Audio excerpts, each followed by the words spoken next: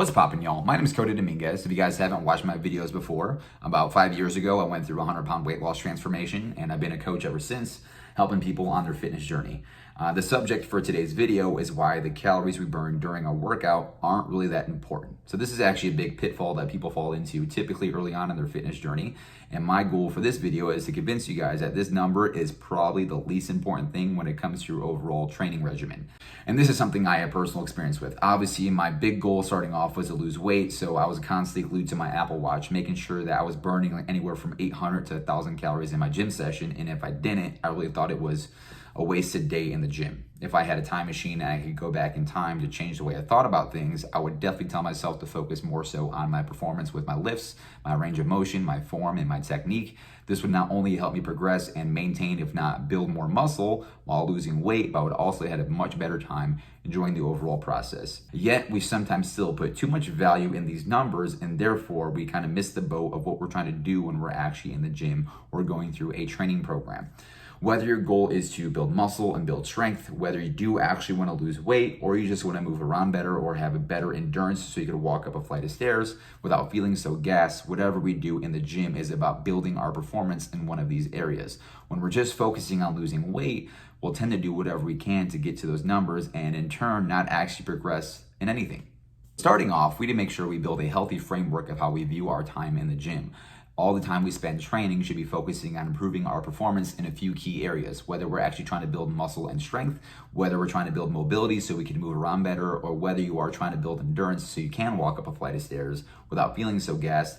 Time spent in the gym is time spent improving performance. And if we want to make any big changes to our weight, that's going to be done through our diet and nutrition. But once we get these principles confused, we may just see training as a way to burn off calories from a poor diet, and we may just see our diet and nutrition as a means to an end and something that we only stick to Monday through Friday, and come the weekend, we kind of go off the rails. With that said, the calories we burn during a workout really aren't that important for a few key reasons. And number one is simply accuracy, or in this case, inaccuracy. You tracking your energy expenditure through your daily activity is an extremely complex process. And yes, things like your body weight and your heart rate will come into play, but there's also other variables. Things like your hormone profile, your level of stress that day, or your amount of lean mass, and a slew of other factors that all go into making up this number. So the idea that we're going to get somewhat of an accurate reading by simply grabbing some metal handles on a treadmill, or slapping a device on our wrist, or looking at some screen at a fitness studio is kind of absurd.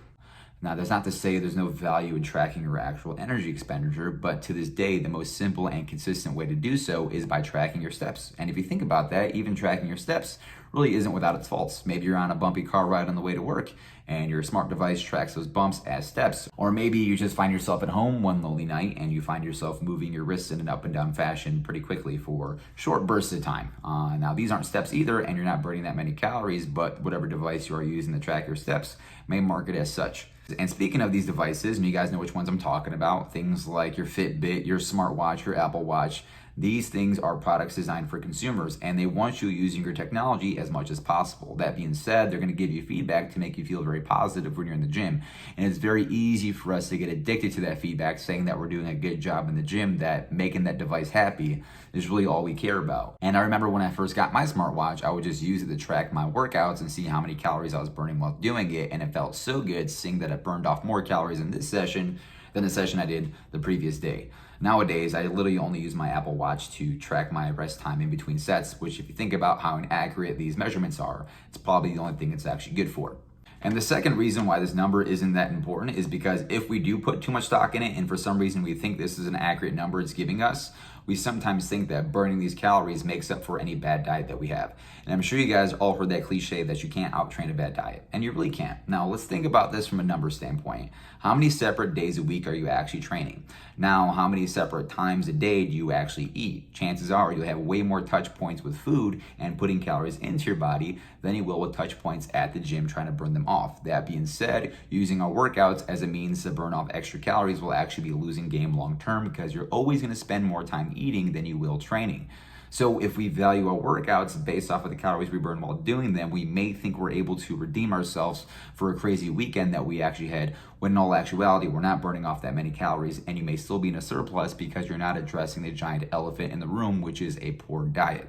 And if you don't make those long-lasting changes to your diet, we all know it doesn't matter how hard you train, you're still not going to get the goals that you actually want. So again, the calories you burn during a workout really are the least important thing if your overall goal is to make any sort of physical transformation.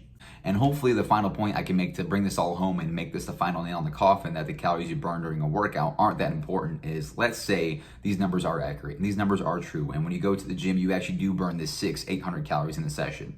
Understand that as you get in better shape, and especially as you lose weight, that every time you work out, you're actually going to burn less and less calories. So I remember this from firsthand experience. When I first started working out to lose weight, I implemented running into my routine as a way to kind of speed up my fat loss phase. My goal was to run up to like a mile or 2 miles every single day. And I still remember the day of me trying to run a mile for the first time in years. I ran a single lap on a high school track and I was gassed. I had immediate shin splints. It felt like I was swallowing knives, but I kept running.